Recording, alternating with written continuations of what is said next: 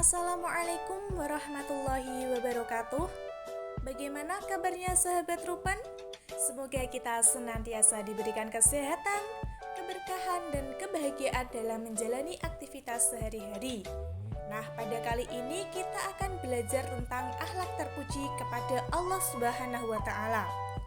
Akhlak terpuji yaitu akhlak mahmudah, di mana Islam memberikan tuntunan selain berakhlak terpuji kepada sesama manusia, juga terhadap Allah Subhanahu wa Ta'ala. Nah, pada kali ini kita akan membahas mengenai akhlak terpuji kepada Allah Subhanahu wa Ta'ala yang meliputi taat, ikhlas, khauf, dan tobat. Mari kita simak pembahasan dan penjelasannya. Pembahasan yang pertama yaitu taat. Secara bahasa, taat artinya tunduk, patuh, dan setia. Secara istilah, taat kepada Allah yaitu sikap tunduk, patuh, dan setia kepada Allah dan Rasul-Nya untuk melaksanakan segala perintah dan meninggalkan perkara yang dilarang. Allah berfirman dalam Al-Quran Surah An-Nisa ayat 59. A'udzu billahi minasyaitonir rajim.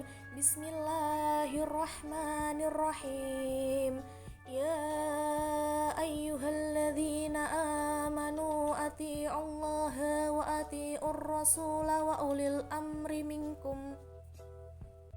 Yang artinya, wahai orang-orang yang beriman, taatilah Allah dan taatilah Rasul atau Muhammad dan ulil amri atau pemegang kekuasaan di antara kamu. Quran Surat An-Nisa ayat 59. Bentuk sikap taat kepada Allah dan Rasul-Nya. Contohnya, pada sore hari, Andi dan Arya sedang bermain bola. Kemudian didengar azan maghrib berkumandang.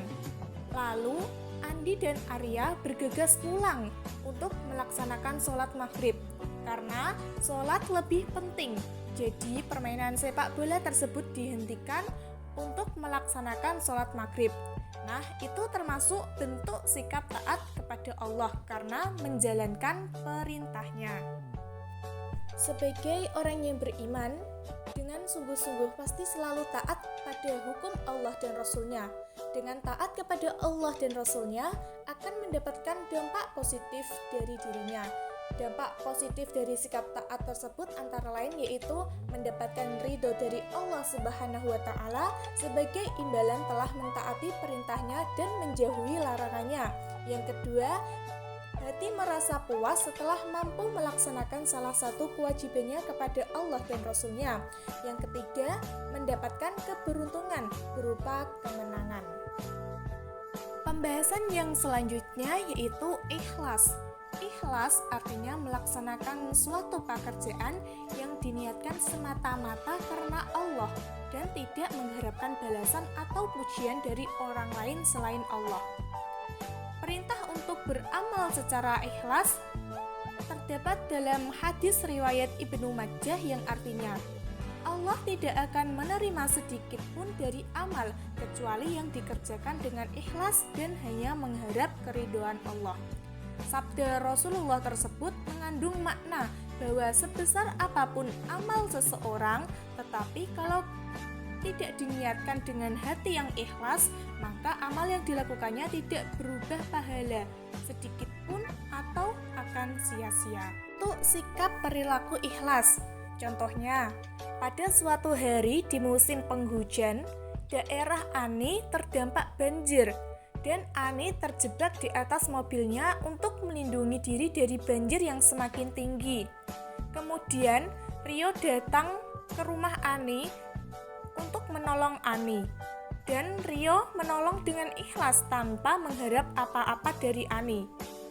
Perbuatan tersebut merupakan contoh bentuk perilaku ikhlas, di mana Rio tidak mengharapkan apa-apa atau tidak mengharapkan imbalan dari Ani. Dampak positif dari sifat ikhlas antara lain yaitu mendapatkan pahala dari Allah Subhanahu wa Ta'ala sesuai dengan amalnya, merasa puas karena bisa beramal baik sesuai dengan perintah Allah, dan Allah tidak menyia-nyiakan amal yang dilakukan dengan ikhlas dan akan mengganti yang lebih banyak. Akhlak terpuji yang selanjutnya yaitu tentang khauf. Khauf adalah perasaan takut terhadap ancaman dan siksa Allah yang disebabkan oleh pelanggaran atas perintah-perintahnya. Salah satu cara untuk mendekat adalah dengan membiasakan berdoa dengan perasaan takut dan penuh harap, sebagaimana firman-Nya dalam surah Al-A'raf ayat 56. A'udzu billahi minasyaitonir rajim. Bismillahirrahmanirrahim. Wala tufsidu fil ardi ba'da islahiha wad'uuhu khaufan wa tama'an Inna rahmatallahi qaribum minal muhsinin, yang artinya, dan janganlah kamu berbuat kerusakan di bumi setelah diciptakan dengan baik. Berdoalah kepadanya dengan rasa takut dan penuh harap. Sesungguhnya rahmat Allah sangat dekat kepada orang yang berbuat kebaikan. Quran Surah Al-A'raf ayat 56. Untuk sikap khauf atau takut kepada Allah Subhanahu wa Ta'ala, yaitu dengan menjalankan segala perintahnya dan meninggalkan larangannya. Contohnya, kita melaksanakan sholat, kita membaca Al-Quran, dan kita melaksanakan puasa Ramadan dan perintah-perintah Allah yang lain.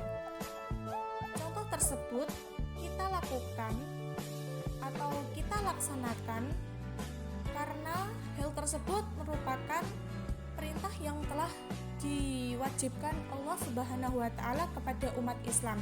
Jadi ketika kita meninggalkannya, maka kita merasa takut karena telah meninggalkan perintah Allah. Nah, contoh tersebut merupakan bentuk sikap khauf atau takut kepada Allah. Khauf merupakan salah satu akhlak terpuji kepada Allah. Apabila dilakukan, maka akan menimbulkan dampak positif bagi pelakunya. Dampak positif dari sikap khauf yang dapat diperoleh yaitu yang pertama, mempertebal keimanan dan ketakwaan kepada Allah. Yang kedua, memperbaiki kualitas amal baik dan mendapat ridho dari Allah. Yang ketiga, menimbulkan rasa takut telah melakukan perbuatan dosa, sebab semua amal perbuatan pasti dipertanggungjawabkan di hadapan Allah Subhanahu wa Ta'ala. Pembahasan akhlak terpuji kepada Allah Subhanahu wa Ta'ala yang selanjutnya yaitu tentang tobat. Tobat yaitu sikap penyesalan telah melakukan sifat dan perbuatan salah atau dosa dan berniat dengan sungguh-sungguh untuk tidak lagi melakukan perbuatan salah atau dosa. Hukum bertobat adalah wajib bagi orang-orang yang melakukan kesalahan atau dosa dan termasuk perkara yang diperintahkan oleh Allah.